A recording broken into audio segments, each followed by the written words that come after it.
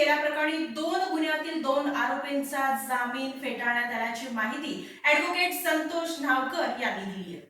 नेहरू नगर व सलगर वस्ती येथील शेतजमिनीच्या दस्तामध्ये परस्पर फेरबदल करून मोबदल्याची रक्कम न देता शेतजमीन स्वतःच्या नावे लिहून घेऊन दोघा भावांची फसवणूक केल्याप्रकरणी राहुल विष्णू लाड व राजेंद्र तुकाराम थोरवे दोघे राहणार पुणे यांच्या 2 वेगवेगळ्या गुन्ह्यात अटक झाल्यानंतर त्यांनी दाखल केलेला जामीन अर्ज मेहरबान अतिरिक्त सत्र न्यायाधीश जे मोहिते यांनी फेटाळून लावला.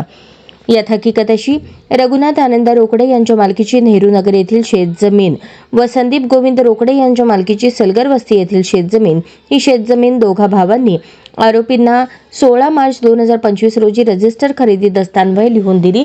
सदर दस्त रजिस्टर कार्यालयात नोंद केल्याची झेरॉक्स प्रत त्याच दिवशी आरोपींनी फिर्यादीस दिली व फिर्यादीस मोबदल्यापोटी दिलेला धनादेश मुद्दाम जाणून बुजून न वटण्याकरता पेमेंट थांबवले. तदनंतर फिर्यादीने आरोपींना संपर्क साधण्याचा प्रयत्न केला, परंतु त्यांच्यासोबत संपर्क झाला नाही.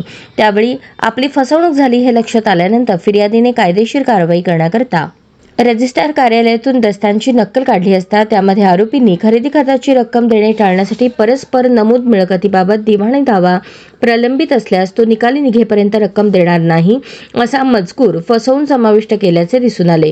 त्यामुळे फिर्यादीची आर्थिक फसवणूक करून जमीन बळकावल्याप्रकरणी आरोपींविरुद्ध रघुनाथ आनंद रोकडे, संदीप गोविंद रोकडे यांनी सदर बाजार पोलीस ठाण्यात 2 गुन्हे दाखल केले आहेत. दोन्ही आरोपींना पोलिसांनी अटक केली होती. पोलीस कोठडीत राहिल्यानंतर आरोपींनी जामीन मिळण्यासाठी प्रथम न्यायदंडाधिकारी येथे अर्ज दाखल केला होता.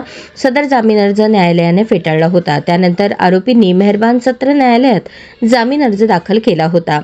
यात मूळ फिर्यादीतर्फे ॲडव्होकेट संतोष नावकर यांनी युक्तिवाद करताना आरोपींनी फिर्यादीची शेतजमीन रजिस्ट्रार दस्तान्वये स्वतःच्या नावे लिहून घेताना त्यामध्ये परस्पर बदल करून त्यात वाद असल्याचे दर्शवून दिलेला धनादेश मुद्दाम जाणून बुजून पेमेंट स्टॉप केला असल्याने आणि रक्कम न देता करोडो रुपयांची जागा हडपल्याचे कोर्टाच्या निदर्शनास आणून दिले.